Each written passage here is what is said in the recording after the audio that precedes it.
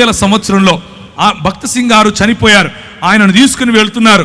కొన్ని వేల మంది ఆయనకు వెనకగా వెళుతున్నారు. ఆ ప్రార్థిద్దాం అనంటే కొన్ని వేల మంది తలలు ఉంచుకొని ప్రార్థిస్తున్నారు.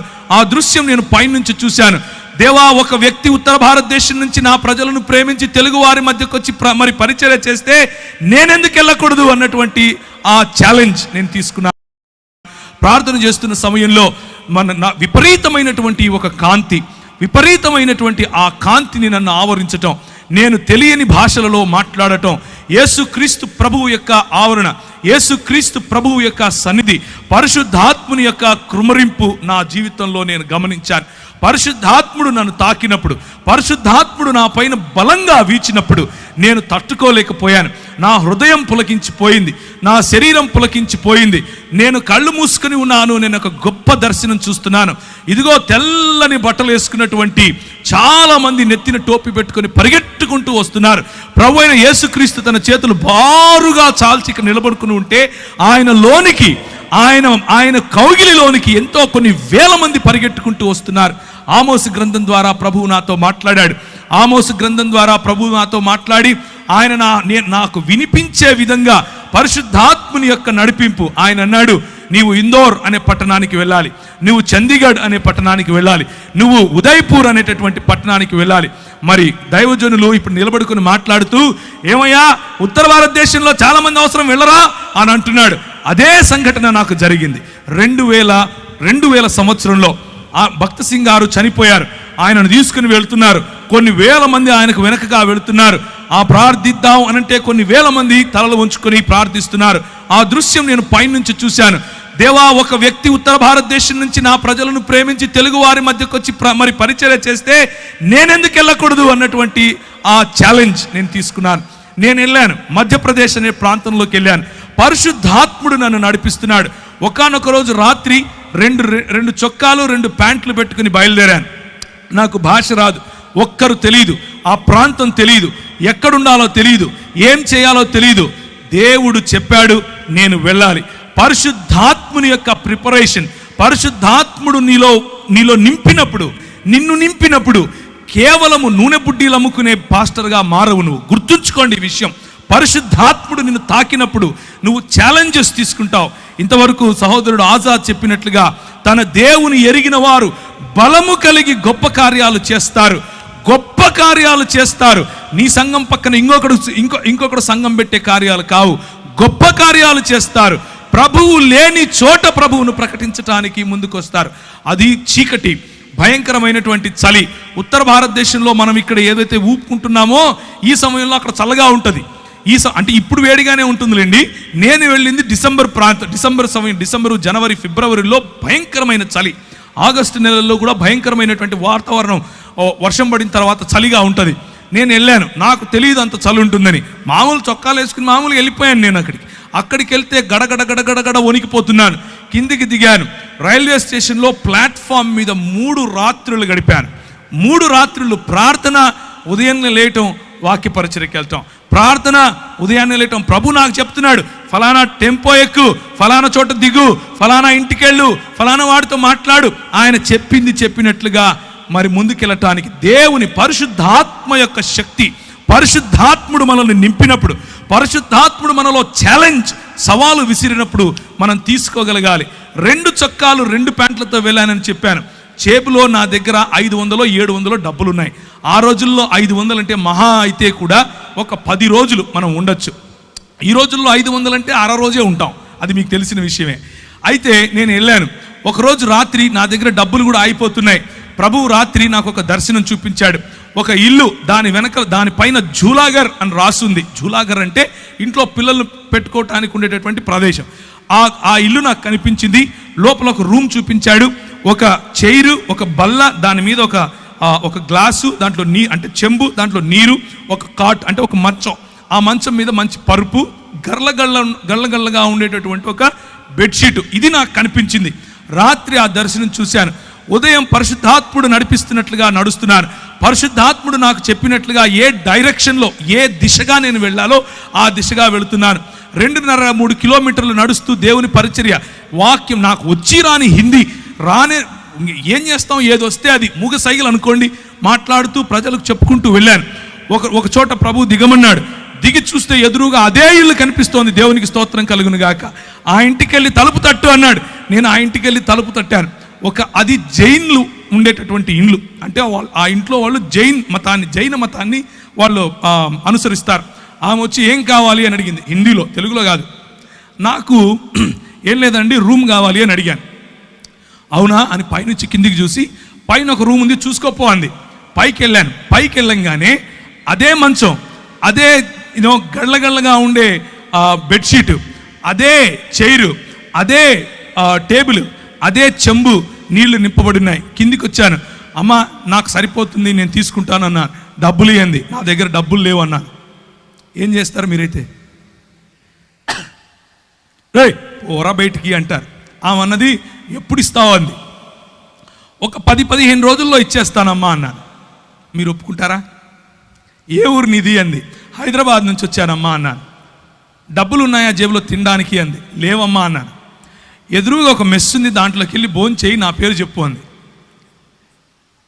కడుపు నిండా భోజనం, ఉండటానికి స్థలం. ప్రభువు ఇచ్చిన మాటను, ప్రభువు ఇచ్చిన అభిషేకాన్ని మనము నమ్మి ఒక కాలు వేస్తే ఆయన మనల్ని ఎప్పటికీ కించపరచడు. 11 సంవత్సరాలు అదే ఊరిలో ఉన్నాను. 11 సంవత్సరాలు భీలు, బిలాల, కోయ, గోండు ఇలాంటి వాళ్ళు, బారేలా, తెలియని భాషలు, నాకు తెలియని భాషలు, నేను ఎప్పుడూ వినని భాషలు, నాకు హిందీయే రాదనుకుంటే అక్కడ ఎన్నో ట్రైబల్ భాషలు, అన్ని భాషల్లో దేవుని వాక్యం పరిచయం చేశాను. భాషల వరము ప్రభు ఇస్తాడు. దేవునికి స్తోత్రం కలుగును గాక. భాషల వరం ఇస్తాడు. చేతులు వేసి ప్రార్థించినప్పుడు స్వస్థతలు చేస్తాడు. ఇవన్నీ ఎప్పుడు చేస్తాడంటే, ఇక్కడ మగపిల్లలు పుట్టడం కోసం ప్రార్థన చేస్తాను అని మా ఊర్లో ఒక ఆయన బోర్డు పెట్టాడు, హైదరాబాదులో. అట్లా బోర్డు పెట్టుకొని యేసు ప్రభువును అమ్ముకునే పరిచర్య కాదు, యేసు ప్రభువును నమ్ముకునే పరిచర్య. దేవునికి స్తోత్రం కలుగును గాక. యేసు క్రీస్తు రాజ్యమును ప్రకటించే పరిచర్య. నేను వెళ్ళాను. నాకు అప్పుడు కరెక్ట్గా ఇప్పుడు నాకు 21 సంవత్సరం. ఊరు తెలియదు, ఏం తెలియదు. అదే ఊరిలో 11 సంవత్సరాలు. నేను 2011లో తిరిగి హైదరాబాద్కు తిరిగి వచ్చాను. నేను వెళ్ళేటప్పుడు ఎడ్వర్డ్ అన్న నాకు తెలుసు, నేను వచ్చిన తర్వాత ఎడ్వర్డ్ అన్న నాకు తెలుసు. కానీ అక్కడ ఉన్న 11 సంవత్సరాలలో ప్రభువు నన్ను వాడుకున్నటువంటి పద్ధతి, అక్కడ ఉన్న 11 సంవత్సరాల్లో నా చదువును ఆశీర్వదించాడు. నేను MBA ఇన్ ఇంటర్నేషనల్ బిజినెస్ అన్న కోర్స్ చదివాను. చదివిన తర్వాత ఎన్నో దేశాలు నన్ను ప్రభువు తిప్పాడు. తిరిగిన అన్ని దేశాల్లో ప్రభు పరిచర్యలో వాడుకున్నాడు. అంత మాత్రమే కాదు, ఈ చెప్పిన తెగలు, ట్రైబల్ మధ్య ప్రభు వాడుకున్నాడు. అన్నిటికంటే ముఖ్యంగా నాకు చూపించిన దర్శనం, ముస్లింల మధ్య నీతో వాడుకుంటాను అని చెప్పాడు. ముస్లింల మధ్య వాడుకున్నాడు. నేను వెళ్ళినప్పుడు 6 మంది, ఒక్క వ్యక్తి ప్రభువుని నమ్ముకోవటానికి 5 ఏండ్లు పట్టింది. ఆ తర్వాత 6 మంది 6 సంవత్సరాలు నాతో వాగ్వివాదం చేస్తూ వచ్చారు. నువ్వేంది, నువ్వు కథ ఏంది, నేను చూసుకుంటామన్నారు. RSS వాళ్ళు, VHP వాళ్ళు నాకు ఈమెయిల్ రాసేవాళ్ళు. నువ్వు ఏ మార్గం గుండా వెళ్తున్నావో మాకు తెలుసు, నువ్వు ఎట్లొస్తావో మాకు తెలుసు, నువ్వు ఎప్పుడు ఇంటికి చేరకుండా ఎప్పుడు సస్తావో కూడా నీకు తెలియకుండా చేస్తాం అని అనేవారు. ఇలాంటి పరిస్థితులు. అక్కడ నువ్వు వెళ్ళి సాక్షి జీవితం అనంటే ఏంటి అనంటే, అక్కడ నువ్వు వెళ్ళి క్రైస్తవుడిని అని చెప్పుకుంటే చాలు తన్నుతారు. క్రైస్తవుడిని అని చెప్పుకుంటే చాలు చెప్పుతో కొడతారు. అలాంటి పరిస్థితులు. కానీ స్టెఫెనును ఆశీర్వదించినట్లుగా, స్టెఫెనుకు వాక్ చాతుర్యం ఇచ్చినట్లుగా, స్టెఫెనులో వాక్ ప్రభావం ఇచ్చినట్లుగా, స్టెఫెనును ఏ విధముగా జ్ఞానముతోనూ కృపతోనూ ప్రభువు నింపాడో అలా యవ్వనస్తులను నింపగలడు. మనం ఒక్క విధేయత అన్నటువంటి అడుగు తీస్తే చాలు. నా జీవితం ఆ రోజు పరిశుద్ధాత్ముని యొక్క తాకిడితో మారిపోయింది. పరిశుద్ధాత్ముడు నా జీవితంలో తెలియని అగ్నిని రగిలింపజేశాడు. పరిశుద్ధాత్ముడు నా జీవితంలో ఇచ్చిన ఛాలెంజెస్, నేను వెళుతూ ఉంటే నాకు అన్ని బెడ్స్ ఆఫ్ రోజెస్, అందరూ వచ్చి కాళ్ళ మీద పడిపోయి పైసలు ఇచ్చేసి ఏమో చేశారు అనుకున్నారా? కాదు.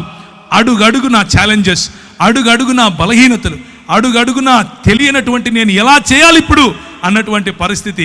కానీ ప్రభువు నమ్మకస్తుడు. ప్రభువు మనల్ని విడిచిపెట్టాడు. పిలిచిన పరిశుద్ధాత్ముడు మనల్ని విడిచిపెట్టాడు. మనల్ని అభిషేకించిన పరిశుద్ధాత్ముడు ఎక్కడెక్కడ నీకు ఏ పరీక్షలు పెడుతున్నాడో ఆ పరీక్ష ఉత్తీర్ణుడైనటువంటి మరుక్షణం తన ప్రత్యక్షతనిస్తాడు. ఒకానొక రోజు కృంగిపోయాను, భయంకరంగా కృంగిపోయాను. ఏం చేయాలి ప్రభువా?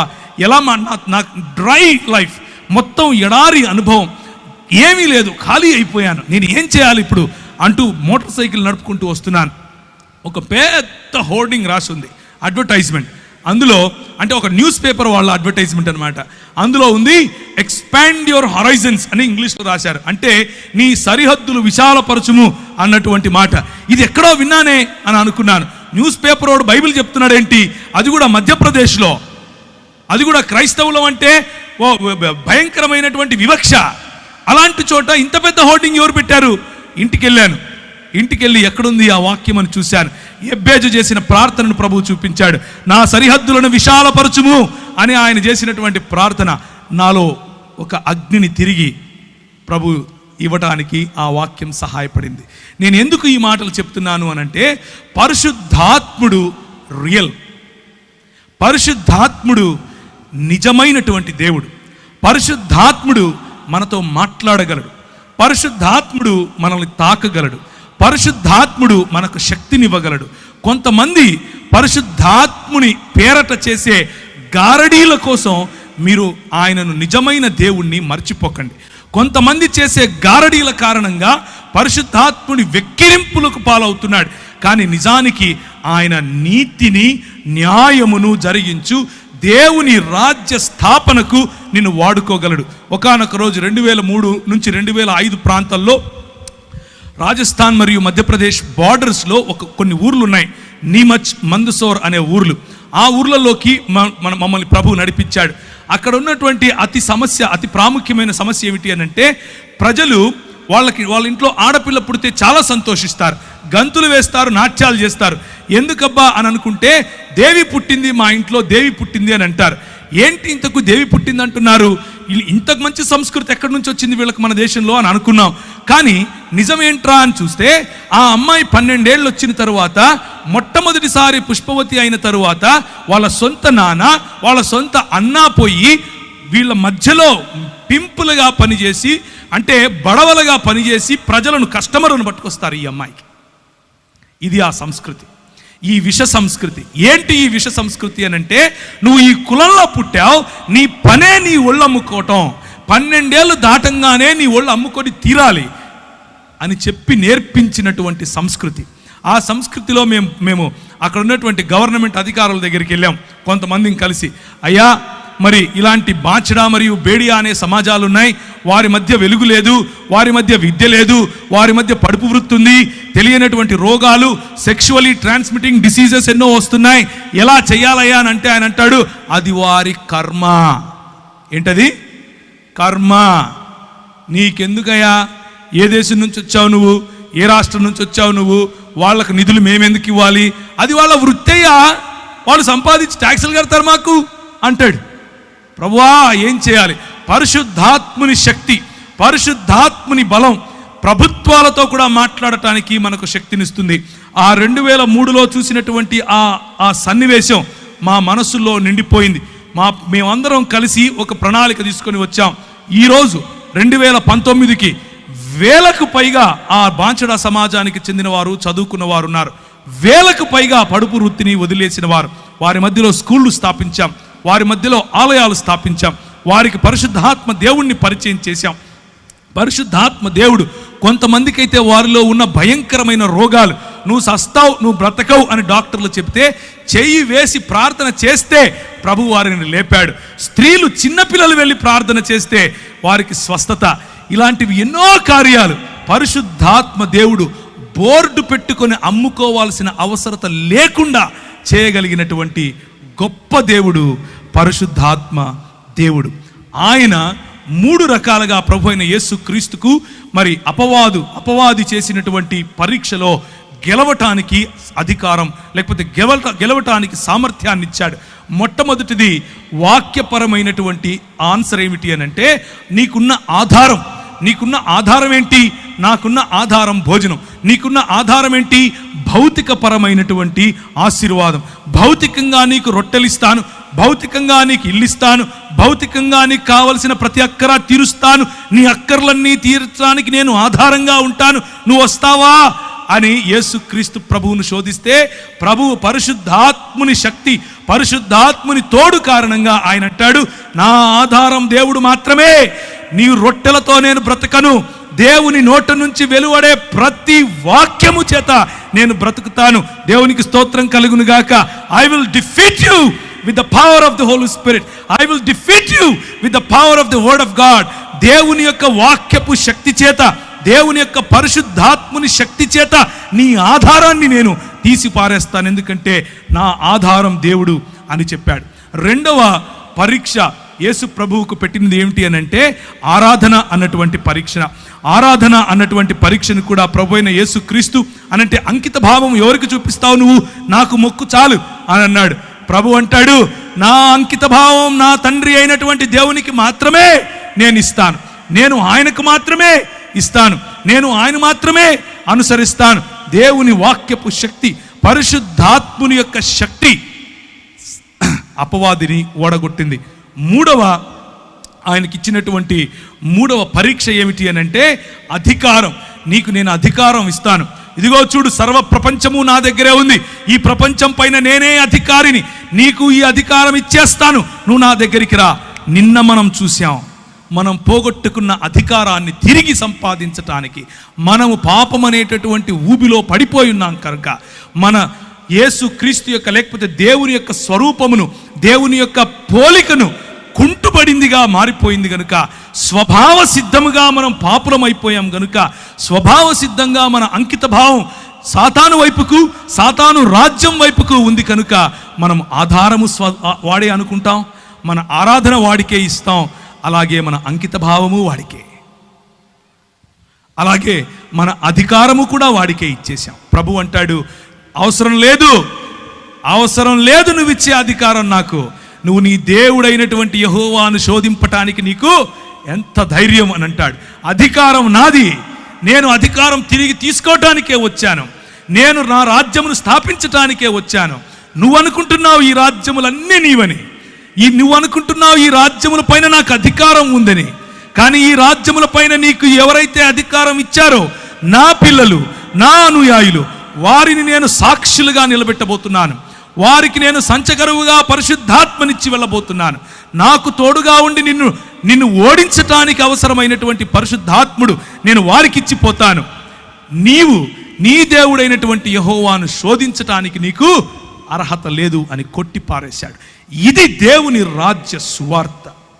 దేవుని రాజ్య సువార్త ఈరోజు ప్రకటించబడుతున్నట్లుగా వేరొక యేసు కాదు, ఈరోజు ప్రకటింపబడుతున్నట్లుగా వేరొక ఆత్మ కాదు, ఈరోజు ప్రకటింపబడుతున్నట్లుగా వేరొక సువార్త కాదు.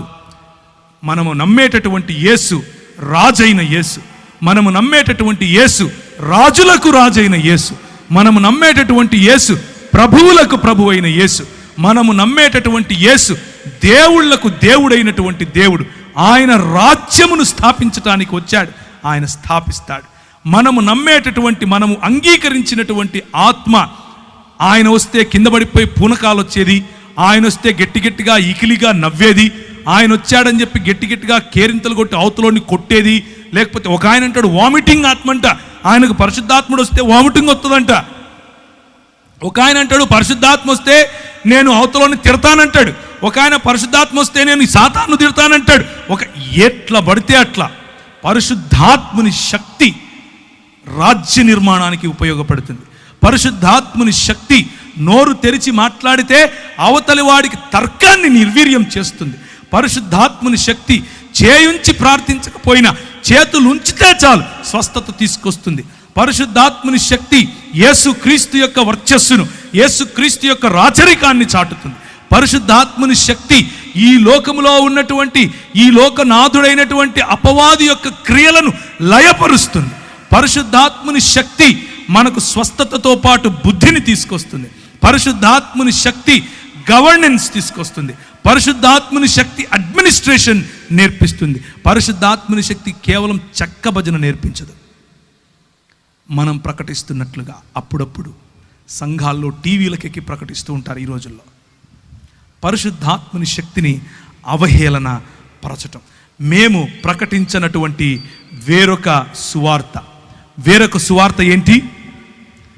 నువ్వు ఆయన దగ్గరికి వస్తే చచ్చిపోతే పరలోకం పోతావు, నువ్వు ఆయన దగ్గరికి వస్తే నేను చేయించుతాను, నీకు కొడుకు పుడతాడు, నువ్వు ఆయన దగ్గరికి వస్తే నీకు పెండ్లైపోతుంది, నువ్వు ఆయన దగ్గరికి వస్తే ఇంకేవేవో నోటికొచ్చిని. కానీ యేసు క్రీస్తే స్వయంగా ప్రకటించినటువంటి సువార్త మనం ఇంతవరకు చూసాం. మార్కు సువార్తలో ఆయన దేవుని రాజ్యం అన్నటువంటి సువార్తను ప్రకటించాడు. మతం కట్టడం కాదు. నన్ను సాక్షిగా ఉండటానికి ఉత్తర భారతదేశంకు వెళ్ళమన్నాడు. ఇంతకు సాక్షిగా ఉండాలంటే ఏం చేయాలి ప్రభువా అని ప్రార్థించాను.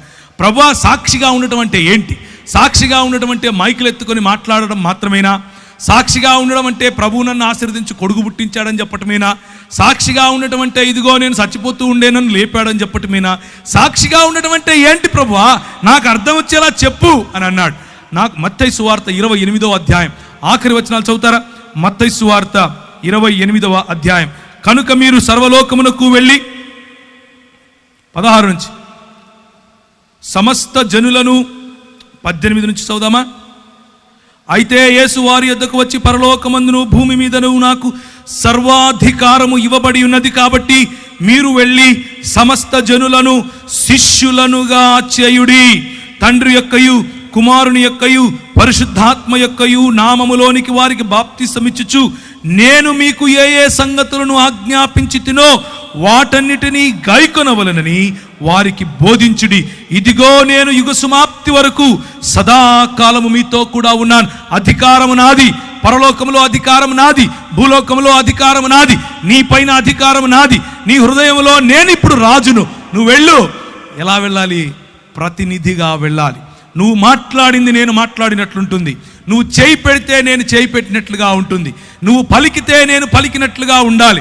నీ ప్రవర్తన నా ప్రవర్తనలాగా ఉండాలి. నీ సాక్ష్యం అంటే నోరు తెరిచి ఒక మాట చెప్పి బయట జీవితంలో ఇంకొక జీవితం కాదు సోదరులారా.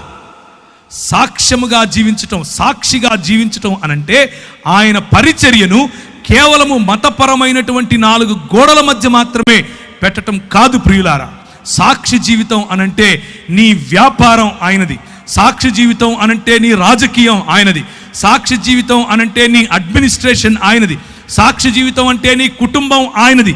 సాక్షి జీవితం అనంటే నువ్వు ఏ ఏ రంగములో, ప్రభుత్వ రంగమైనా, వ్యాపార రంగమైనా, ప్రైవేటు రంగమైనా, మీడియా రంగమైనా, ఏ రంగంలో నువ్వు పనిచేసినా ఆయన నాకు ప్రభువు, ఆయన ప్రతినిధిగా నేను ఇక్కడ ఉన్నాను, ఆయన కొరకు నేను సంఘ స్థాపన, ఆయన కొరకు నేను రాజ్య స్థాపన చేయటానికి ఉన్నాను అన్నటువంటి దృక్పథము కలిగి ఉండటం. అందుకనే ఆయన అంటాడు, జనములను ఏం చేయాలి? శిష్యులనుగా చేయాలి. జనములను అన్న చోట దేశములను, సంస్కృతులను, జన సమూహాలను అని కూడా తర్జుమా చేయొచ్చు. గ్రీకులో వాడినటువంటి పదము ఎత్నే అన్నటువంటి పదం. ఆ పదాన్ని అలా కూడా తర్జుమా చేయొచ్చు. మన పిలుపు ఒక దానియేలు పిలుపు, మన పిలుపు ఒక నెహెమ్యా పిలుపు, మన పిలుపు ఒక దావీదు పిలుపు, మన పిలుపు ఒక ఎస్తేరుకి ఇవ్వబడినటువంటి పిలుపు. మన పిలుపు కేవలము చెక్కభజన చేసే పిలుపు కాదు. మన పిలుపు కేవలం మతంలో ఉండటం కాదు. మన పిలుపు వాడి చేతి పని యందు నిపుణత గలవాడిని చూచితివా, వాడు అల్పుల ఎదుట కాదు రాజుల ఎదుట నిలబడును అని దేవుని వాక్యం చెబుతా ఉంది. ఆ పిలుపులో మనం ఉన్నాం అన్న విషయాన్ని జ్ఞాపకం చేసుకోండి. అపోస్తలుల కార్యములు 1వ అధ్యాయం, అపోస్తలుల కార్యము 1వ అధ్యాయం. ఆయన శ్రమపడిన తరువాత 40 దినముల వరకు వారికి అగపడుచు ఏం చెప్పాడు? మీరు ఒక మతం కట్టండి, మీరు వెళ్ళి చెక్క భజన చేయండి, మీతో పాటు నేను కూడా భజన చేస్తాను అన్నాడా? అది మన ఆత్మీయ జీవితంలో భాగం, కానీ అది మాత్రమే ఆత్మీయ జీవితం కాదు. ఆయన ఏమన్నాడు? దేవుని రాజ్య విషయములను గూర్చి బోధించుచు అనేక ప్రమాణములను చూపి వారికి తన్ను తాను సజీవునిగా కనపరుచుకుని దేవుని రాజ్యమును గురించినటువంటి విషయాలు. రాజ్యములో రాజు ఉంటాడు, రాజ్యములో సైన్యం ఉంటుంది, రాజ్యములో రాజుకు ప్రతినిధులు ఉంటారు, రాజ్యములో వనరుల వితరణ ఉంటుంది, రాజ్యములో వనరుల కేంద్రీకరణ ఉంటుంది, రాజ్యములో ఎకనామిక్స్ ఉంటాయి, రాజ్యములో సోషల్ సైన్సెస్ ఉంటాయి. ఏ విధంగా సామాజికంగా మనం ప్రజలను అట్టడుగునున్న వారిని బయటికి తీసుకొని రావాలి అన్న ఆలోచనలు ఉంటాయి. రాజ్యములో విద్య, వైద్య, ఆరోగ్య రంగాలు ఉంటాయి. రాజ్యములో మీడియా ఉంటుంది. ప్రతి ఒక్క విషయము, ఒక జన సమూహానికి చెందిన ప్రతి ఒక్క విషయము రాజ్యములను గురించినటువంటి, దేవుని రాజ్యమును గురించినటువంటి విషయాలు వారికి ప్రభువు చెప్పాడు. ఆ తరువాత ఆయన వారిని కలుసుకొని ఇలాగు ఆజ్ఞాపించెను, మీరు యెరూషలేములో నుండి వెళ్ళక నా వలన వినిన తండ్రి యొక్క వాగ్దానము కొరకు కనిపెట్టుడి. యోహాను నీళ్లతో బాప్తిసమిచ్చను గాని కొద్ది దినములలో మీరు పరిశుద్ధాత్మలో బాప్తిసము పొందెదరు. ఈ రాజ్య స్థాపన పరిశుద్ధాత్మునితో మాత్రమే జరుగుతుంది. ఈ రాజ్య స్థాపన పరిశుద్ధాత్ముని గ్రహించి, పరిశుద్ధాత్ముని పొందుకొని, పరిశుద్ధాత్ముని యొక్క శక్తిలో జీవిస్తేనే జరుగుతుంది. మన సొంత శక్తికి చేత కాదు, మన సొంత ఆలోచనలకు చేత కాదు, మన సొంత జ్ఞానముతో నిర్మించలేం. పరిశుద్ధాత్ముడు దిగి రావాలి, పరిశుద్ధాత్ముడు దిగి వస్తాడు. కాబట్టి వారు కూడి వచ్చినప్పుడు, ప్రభువా, ఈ కాలమందు ఇశ్రాయేలుకు రాజ్యమును మరలా అనుగ్రహిస్తావా? ఇంకా మనోళ్ళు ఏం ఆలోచిస్తున్నారు? రాజ్యం అంటే మాకు ఇంకా ఇశ్రాయేల్ రాజ్యం అనుకుంటున్నారు, రాజ్యం అంటే ఇంకా 4 గోడల మధ్య అనుకుంటున్నారు, రాజ్యం అంటే ఇంకా భౌతికం అనుకుంటున్నారు. ప్రభు అంటాడు, ఎందుకయ్యా తొందరపడతారు? మీరు అనుకున్న రాజ్యం వేరు, నేను చెప్పే రాజ్యం వేరు. మరలా అనుగ్రహిస్తావా అని ఆయన అడుగగా, ఆయన కాలములను సమయములను తండ్రి తన స్వాధీనము పరచుకొని ఉన్నాడు, వాటిని తెలుసుకొనుట మీ పని కాదు. ఆయన పరిశుద్ధాత్మ మీ మీదికి వచ్చినప్పుడు మీరు శక్తిని నొందెదరు గనుక మీరు యెరూషలేములోను యూదయ సమరయ దేశముల యందంతటా భూ దిగంతముల వరకు నాకు సాక్షులై ఉంటారు. ఎవరు సాక్షులై ఉంటారు? ఎవరు దేవుని శిష్యులుగా ఉంటారు? ఎవరు యేసు ప్రభువు యొక్క ప్రతినిధులుగా ఉంటారు? పరిశుద్ధాత్ముని పొందుకున్నవారు, పరిశుద్ధాత్ముని నీడలో నడవాలనుకున్నవారు, పరిశుద్ధాత్ముని యొక్క వరములను పొందినవారు, పరిశుద్ధాత్ముని యొక్క ఫలమును జీర్ణించుకున్నవారు, పరిశుద్ధాత్ముని యొక్క ప్రేరణలో నడవాలని కసిగా ఉన్నవారు. అలాంటి వారు యేసు ప్రభువు యొక్క ప్రతినిధులుగాను శిష్యులుగాను ఉంటారు. భక్త కోటి భక్తులుగానే ఉండిపోతారు. మనము ఏ జాబితాలో ఉండాలో మనము నిర్ణయించుకోవచ్చు. సాక్షులై ఉంటారు. ఎలా సాక్షులై ఉంటారు? 2వ అధ్యాయం. అప్పుడు వేగముగా వీచు బలమైన గాలి వంటి ఒక ధ్వని, 2వ వచనం, ఆకాశము నుండి అకస్మాత్తుగా వారు కూర్చుండి ఉన్న ఇల్లంతయు నిండెను. మరియు అగ్నిజ్వాలల వంటి నాలుకలు విభాగింపబడినట్లుగా వారికి కనబడి, వారిలో ఒక్కొక్కరి మీద వ్రాలగా అందరూ పరిశుద్ధాత్మతో నిండిన వారై ఆ ఆత్మ వారికి వాక్శక్తిని అనుగ్రహించిన కొలది అన్య భాషలలో మాట్లాడసాగిరి. కొందరైతే వీరు క్రొత్త మద్యముతో నిండి ఉన్నారని అపహాస్యము చేసిరి. ప్రియమైనటువంటి దేవుని సంఘమా, పరిశుద్ధాత్ముని యొక్క తాకిడి, పరిశుద్ధాత్ముని దిగి వచ్చినప్పుడు, ప్రజలు మన జీవితాల్లో జరిగేటటువంటి కార్యాలు చూసినప్పుడు, మన వాక్ శక్తిని చూసినప్పుడు, మన జీవితాల్లో కలిగినటువంటి పరిశుద్ధత పట్ల కసిని చూసినప్పుడు, మన జీవితాల్లో న్యాయం పట్ల మనకు వచ్చినటువంటి ఆ మక్కువను చూసినప్పుడు, కనికరాన్ని ప్రేమించాలి అన్నటువంటి విలువలు చూసినప్పుడు, అయ్యో అట్టడుగున ఉన్నాడే వీడు కుష్ఠరోగి, వీడిని కాల్చేద్దాం, లేకపోతే ఇసుక తెన్నుల్లో తీసుకెళ్లి పూడ్చేద్దాం, వీడిని తాకొద్దు, వీడి వల్ల కష్టం అని అనుకున్నప్పుడు పరిశుద్ధాత్ముని యొక్క నింపుదల, పరిశుద్ధాత్ముని యొక్క ప్రేరణ. ఒక విలియం కేరీ గారికి వాణ్ణి హత్తుకోమని చెప్పింది. ఒక గ్రాహం స్టెయిన్స్ గారికి వాడిని ఎత్తుకొని ఇంటికి వెళ్ళమని చెప్పింది. తీసుకుని వెళ్ళారు. పరిశుద్ధాత్ముని యొక్క శక్తి కుష్ఠరోగాన్ని సైతం జయించగలదు. కేవలము చేయి ఉంచి ప్రార్థించటమే కాదు, చేత్తో అన్నం పెట్టగలదు, వాడి పుండ్లను తుడవగలదు, వాడి కట్లు కట్టగలదు. ప్రజలు చూసి అనుకుంటారు వీడు తాగొచ్చాడు అనుకుంటారు, బుద్ధి లేదు వీడికి అనుకుంటాడు. ఏం చదువుకున్నాడు, ఏం చేస్తున్నాడు, ఎక్కడుండాలి, ఎక్కడికి వచ్చాడు, వారికి అర్థం కాదు. లోకానికి ఈ విలువలు అర్థం కావు. లోకానికి ఈ విలువలు ఎందుకు అర్థం కావు అని అంటే, అన్నీ విడిచి సంపాదన మీద పడురా, లోకాన్ని దేశాన్ని దోచుకోరా అని లోకం నేర్పిస్తే, నీ సంపదను విడిచి, నీ వనరులను వితరీకరించి, నీ వనరులను వికేంద్రీకరించి, నీ వనరులను పంచిపెట్టి నీ ప్రజలను ప్రేమించు అని ప్రభువు చెప్తాడు. హత్తుకోలేని వారిని హత్తుకోమంటాడు, చూడలేని వారిని చూడమంటాడు. అదే నీ పిలుపు అని అంటాడు. 36వ వచనం, మీరు సిలువ వేసిన ఈ యేసునే దేవుడు ప్రభువుగాను క్రీస్తుగాను నియమించాడు. మొట్టమొదటి సువార్త ఏంటా సువార్త? మీకు పుల్లలు పుడతారు, మీకు కార్లు కొనిస్తాడు యేసు ప్రభు, ఇదా? కాదు. ప్రభువుగా దేవుడు నిర్ణయించాడు, ప్రభువుగా దేవుడు ప్రకటించాడు, ప్రభువుగా క్రీస్తుగా దేవుడు నియమించాడు. ఇది సువార్త.